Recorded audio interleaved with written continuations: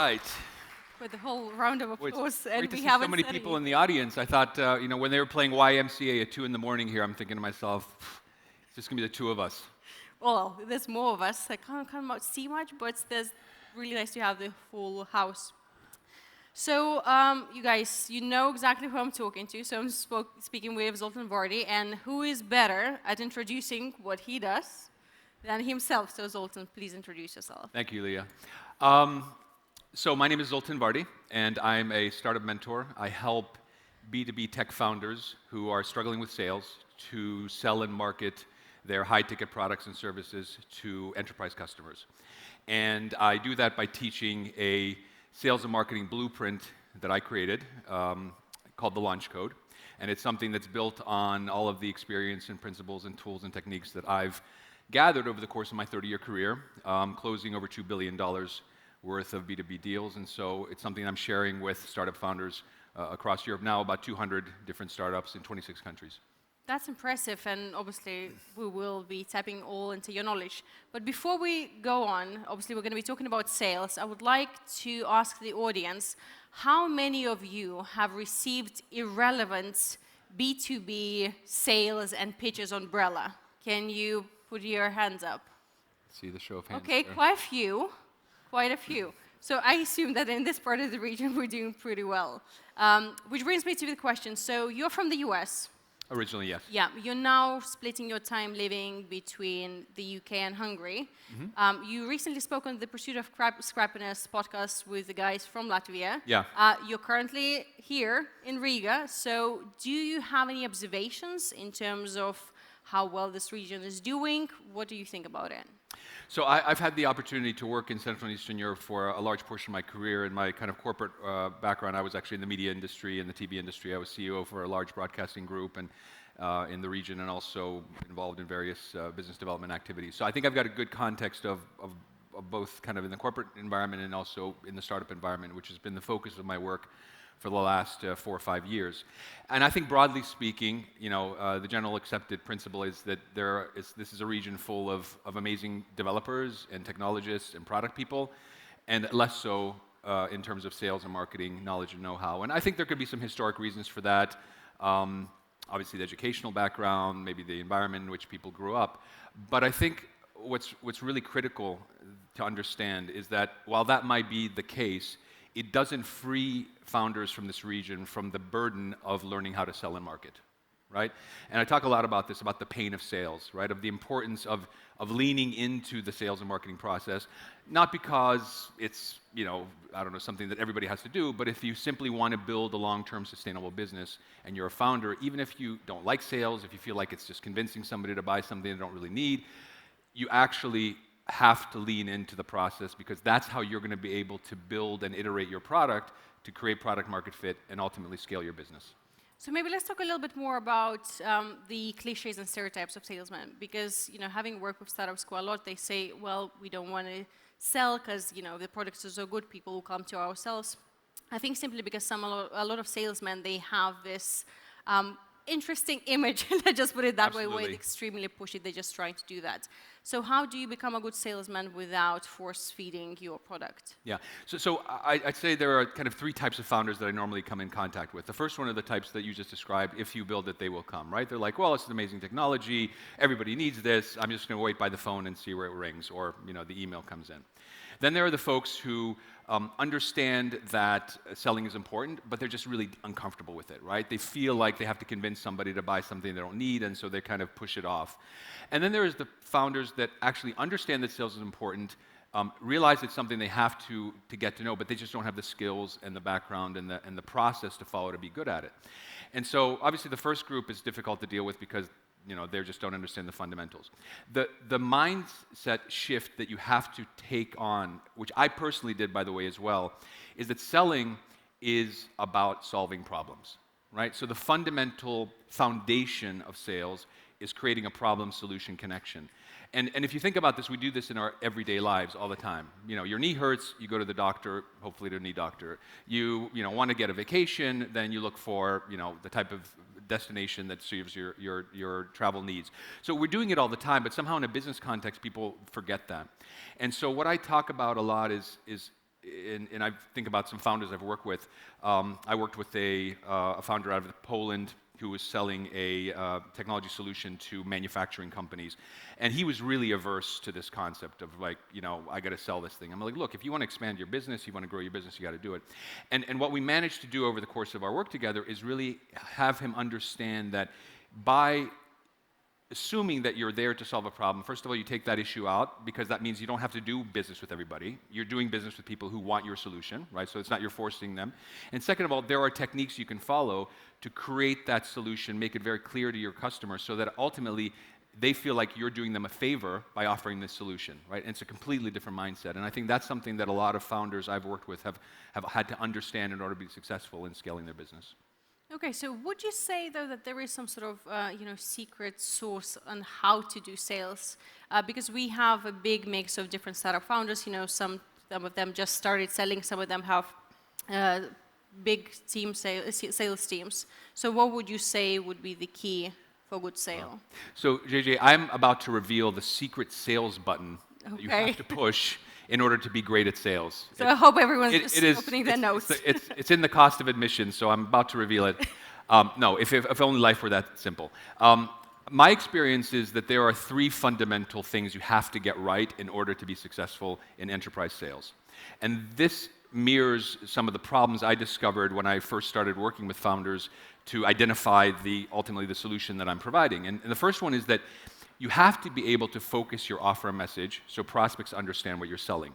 That seems so obvious, but so few founders get that right. I don't know how much you've had this experience. You are in this environment like this, somebody comes up to you, you inevitably say, so what does your business do? And they're like, well, we do AI integrated, hyper, blah, blah, blah, blah, blah, blah, blah, blah, blah. And you're like, whoa. Too much. It's just too much, So just the act of being able to create a single sentence that people understand is kind of the first step. And then, using that in your communication, creating a product offering that people can say yes to easily. So that's the first kind of piece. The second piece you have to get right is there's a natural tendency when you start selling to, what do? You either go to people you know, or you send out 10,000 emails and hope somebody responds, right? I call the I know a guy versus the spray and pray approach. I don't believe in either. I believe that you have to be much more structured and focus on the customers who are most likely to be interested in what you have to offer and selling more with less effort. And so going through the process of outbound sales, inbound marketing, partnerships, testing those, see which of those gets you in front of the right people in the easiest way is the second piece. And then the third piece, which goes to the point of structure and execution. A lot of the founders that I work with haven't worked in structured environments. They haven't worked in big companies where they teach you how to set your goals and put together a presentation and all that stuff that maybe if you're outside of that realm you kind of make fun of, but these are really important skills. And so what I find is that you have to then, after you've created your offer message, you've created a structured process, you have to execute so that you can scale your operations. And that starts with goal setting, what does good look like, tracking your performance, seeing what works, what doesn't, making decisions based on data rather than feeling, and then ultimately building a sales and marketing team underneath you so that you as a founder can remain the chief sales officer, because I think every founder is ultimately the chief sales officer of their business, but you can delegate the day-to-day responsibility to somebody else. And so that combination of factors, I think, is what is going to get founders to not just be good at sales, but actually to learn to love it, which is a huge move, right? If you think about it, like, I don't want to sell to, actually, I'm pretty good at this. And it seems something I've seen replicated dozens and dozens of times, and it's amazing to see that transformation. So founders must be able to sell the product, right? They can't just push it onto the head of sales or whoever else, right? Well, I think that the early stages of your business, you have to sell, right? So I really believe in that for 3 reasons. One is because it forces you to listen to your customer, right? You're in front of your customer, you're listening to what they have to say, you're testing various messages, various benefits, various elements. So it gives you a direct access to that. The second is it actually enables you to iterate your product, right? So product development doesn't happen in a vacuum. It happens in response to market demand. And so if you're in front of the clients, you can understand what needs they have, what things you should be doing, what things are not as important as you thought originally in terms of the product. So it helps you iterate it. And the third piece, which I think is something that a lot of founders don't think about, is in order for you to be able to hire your first sales leader, to grow a sales and marketing team, you kind of have to know what job they need to do. right? And so you don't learn that, again, in a book. You learn that by being in front of customers, understanding what works, what doesn't, so that when a time comes to hiring somebody, which is a critical first step when you're scaling your business, you know what type of person you want to hire, what skills they should have, and oftentimes you'll find it's not even things that you assume to be the case at the beginning, but that helps you hire the right person at the end of the day. So when is the right person to start hiring the sales team? I think there's a combination of skills and attitude. I think one of the common mistakes that a lot of founders make is they hire their first salesperson based on their CV, right? Brand name companies, big numbers, credible background. You think this person's going to walk in the door and sell the heck out of this product I'm selling. More often than not, I find that while those people obviously may be important, more than qualified, they don't have the necessary attitude, right? What you're looking for in your first sales leader is somebody who doesn't like to inherit structure, but likes to create structure. And there's a very, very big difference, right? So when you're working in a big corporate environment, you kind of are slotted into an existing structure and you're there to execute, which is a skill in itself, but that's not what founders do or startups need, right? They need somebody who's going to create something from nothing.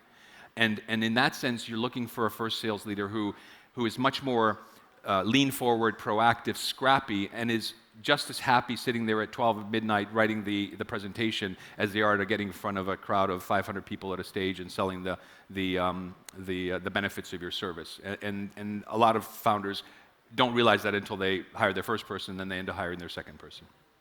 And let's talk about the founder's personality then. As you said, in the very beginning, it's the founders that have to sell the dream. They need to get the foot in the door. Is there a certain type of personality that kind of clicks with the big enterprises? Enterprises are an interesting target audience or target customer. And this is something I try to explain to the founders that I work with all the time, is that your starting point in your perspective on the world is literally polar opposite, right? So if you're working in a corporate environment, so I did it for 20 years, I can speak to this with my personal experience, everything is governed by certainty, right? So it's the push towards certainty. That's why you have meetings to discuss what you'll discuss in the meetings. That's why you have 200-page PowerPoint presentations to talk about something you can probably discuss over coffee. It's all about certainty, about avoiding risk. On the other end, what do founders want to do? Fast, right? They want to move forward fast. They want dynamic growth. They want, they got to go to market fast because they've got something that they don't lose. So it is a car crash, right? And so when you accept that as a part of life, I like to say it's like gravity. Like you can be really, really angry that, the pen drops out of your hand and it hits the wall, but it's just the way the world works, right? So you just kind of accept it and you move on. So once you accept that, then it becomes a question of how do you play the game so that you can be effective in selling to enterprises. And there's a couple of things to keep in mind. And this is, I think, independent of the founder personality. It's just I think, something I've come to realize. And so the first thing you have to do is you have to target the right type of enterprises. Not all enterprises are created equal. What do I mean by that? You're looking for companies that I would classify more as deer rather than elephants, right? So elephants are massive, they're slow, they're lumbering. Deer are kind of limber, they move quickly, they jump quickly, right? So these are usually the challengers in their particular vertical. The reason you target deer is because they are the ones that are more likely to be open to innovation because they have something to gain, right? Elephants only have something to lose, right? And so if you target companies that are more limber, they're quick, they're challengers, they're going to be open to your conversation. The second thing is you look for companies that are privately held rather than publicly traded. Simple reason is that publicly traded companies are much more focused on short-term results because they've got to publish their results to the markets. Private companies don't have that pressure. You're looking for companies that demonstrate some openness to startup mentality, innovation. They've got a head of innovation. They've got an accelerated program. Maybe they have a corporate venture capital arm, right? So they've already have a certain elements in their existing organization that leads you to believe that they're open to working with early stage companies. And so if you target the right companies, then it becomes a question of how do you successfully get in, engage, and close a deal, and that's a whole different set of factors. So maybe you could talk us through a little bit, because I was talking to some founders just before we jumped on stage. They say, okay, we understand how things work in theory, that we don't need to necessarily target the elephants. So how to get, well, not to close the sale initially, but at least get your foot in the door as a startup somewhere from the Baltics trying to reach for that startup? what would be the practical steps for that startup? Well, I can talk about, let's say, an enterprise SaaS business I worked with and how they kind of tackled this issue. And there's a lot of different solutions out there, right? The first thing I think you have to understand is that if you're going to sell to corporates, you have to sell something that matters. It solves a problem that matters. What matters to corporations? Saving costs and growing revenues. Yeah. Full stop. So as much as they want to talk about corporate social responsibility and DEI and all that stuff, yeah, in the grand scheme of things, it's important. But you know what? People are paid their bonus based on whether they hit their EBITDA target or don't. Full stop. And so you have to present a solution that matters. So this enterprise SaaS company I worked with was presenting a solution that was going to save significant costs in their technology operations, right? So it was a problem that mattered. I've worked with other companies that were doing kind of, employee satisfaction, had a very hard time, right? Because it's something that's difficult to measure, it's difficult to quantify. Once you have that, what we were able to do with this company is they were able to build credibility quickly because the founder had worked for a couple of brand name companies. Right. They already had a couple of, if not blue chip customers, but they already had a couple of customers they can talk about. And that credibility is so important because that's what's going to give you an open mic at the enterprise level. And what you want them to feel after that first meeting is, yeah, we could do business with this person, right? So you want to build that credibility, you want to build those elements. And then it comes into the hard work, right? This is the 12-month process you go through.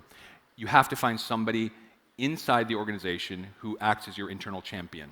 That person is normally not a top-level person, but middle to upper middle level person who has authority over the area of the vertical you're involved with, and has the ear of the decision maker, but somebody who can give you an insight into how things are happening. So this technology company was able to identify the champion in the organization, and through the process, they could get information back channel to them saying, hey, budgeting's coming up, you guys need to make sure you get your proposal in on time, we're coming to the end of the decision, can you get somebody to call this guy at the company and tell them that you guys are good guys to work with, right? So you're giving you back channel information.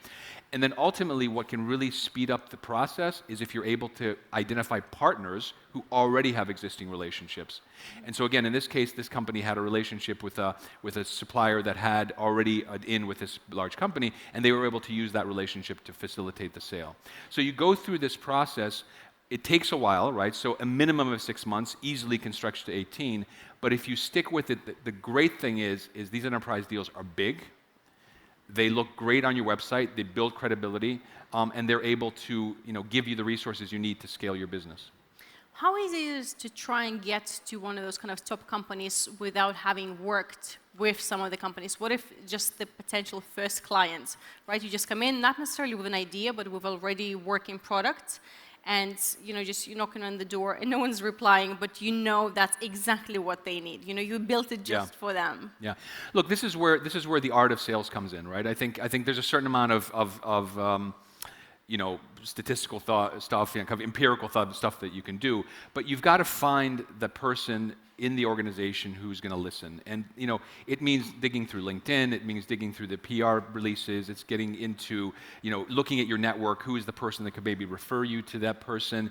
I can't tell you, and I'm sure everybody has this all the time, what a different mentality you have when you have somebody say, hey, I'm so-and-so off the street, I want to sell you something, versus, hey, John, I want you to meet Bill, who happens to be working on a project that might be of interest to you. You guys should check this out. Like, what's the mentality difference from your perspective when you get those two different messages, right? Night and day, right? Because if you get a referral, then already you can say, all right, at least this person's not an idiot because they're not off the street. At least I know this person has somebody I know that has some sort of relationship with them. So if nothing else, you give them the time of day and you listen, right? And so that's a very critical part of the enterprise sales process, is finding that network. Now, a lot of people out there might say, well, I don't know people. How do I know? Build the relationships, right? If you have an ambition to build a significant business in the enterprise space, you have to build relationships. And that takes time.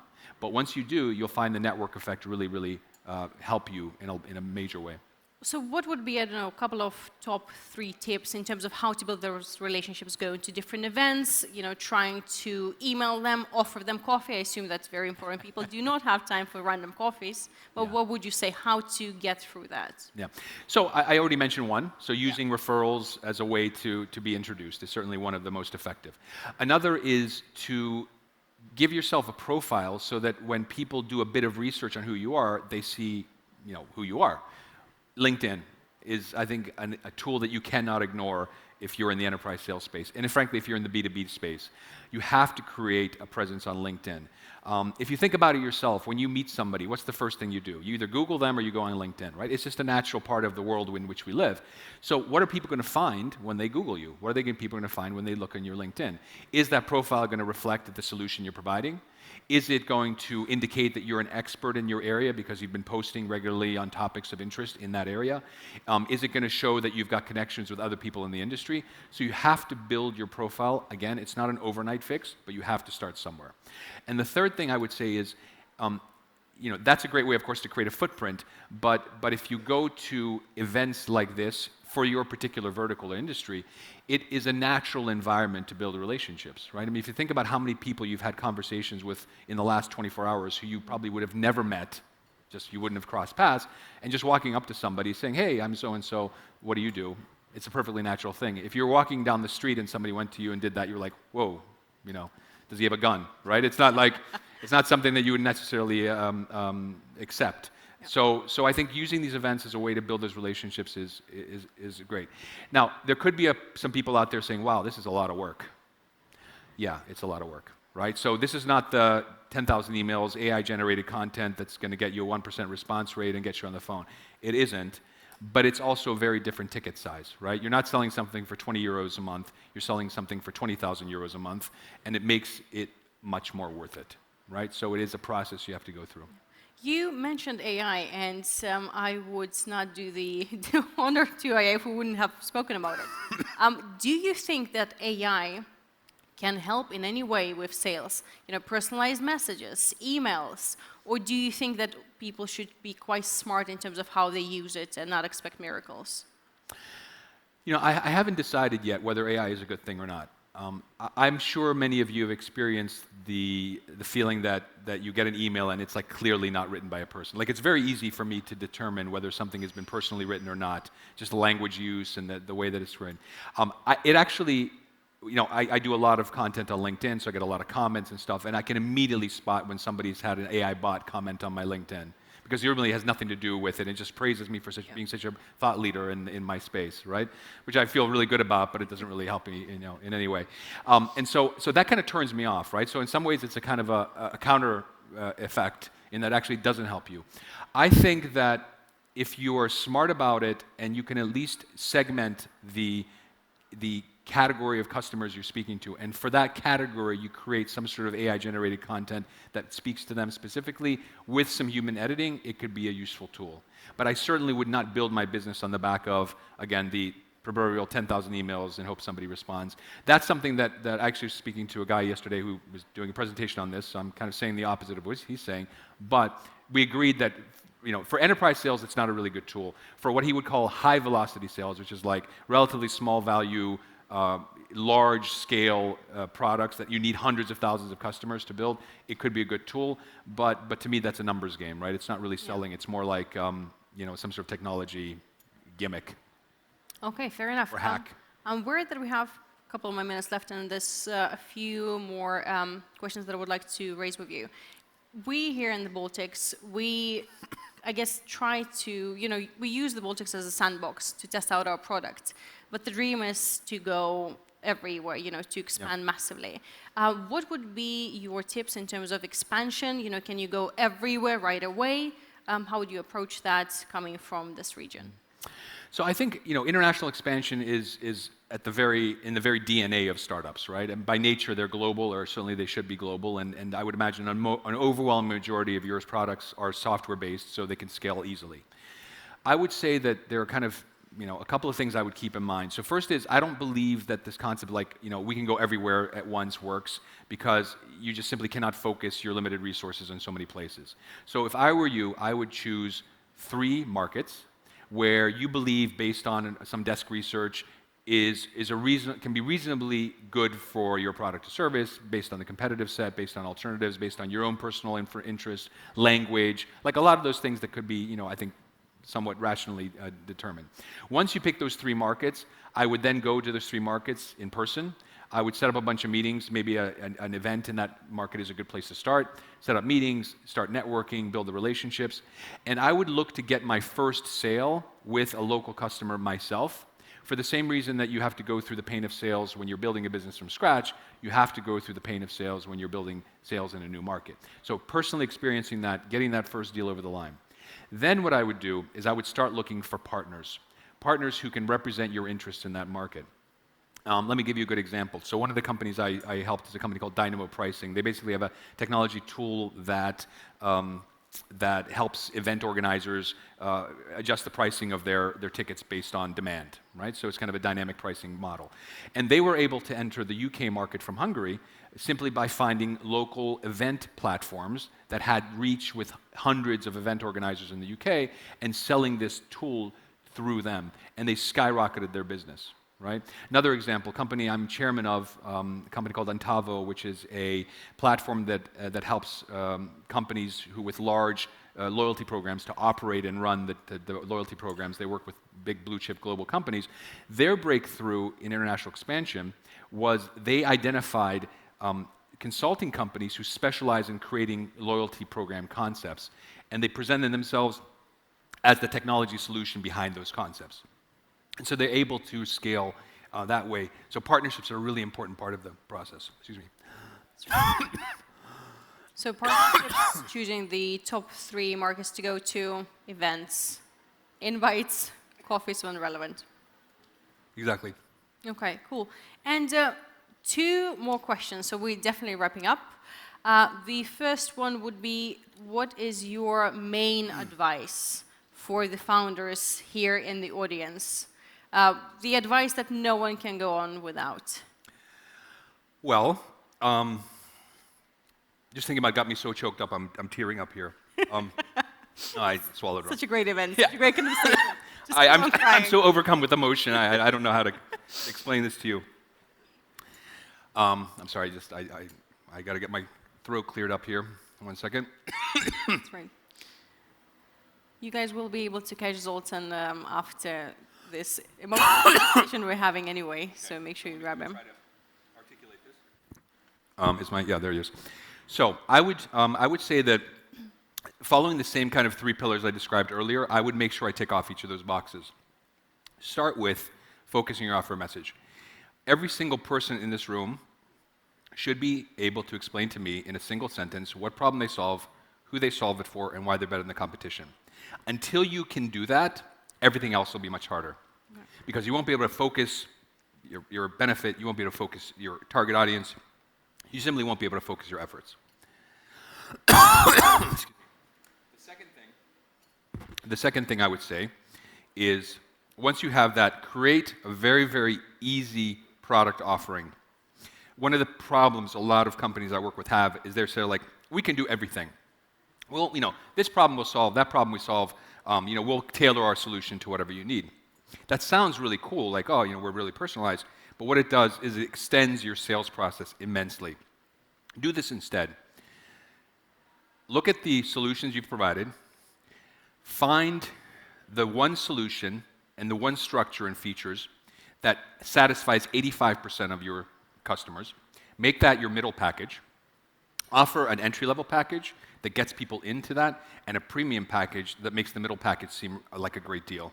So just by presenting 3 options, it will shorten your sales cycle immensely. And I've seen this happen. Literally, a company I worked with out of Hungary, a technology development company, just by doing this, was able to, first of all, double their average contract rate simply because they made it easier for customers to say yes, and they shortened their sales cycle from 6 months to 2 months, just by doing this one thing.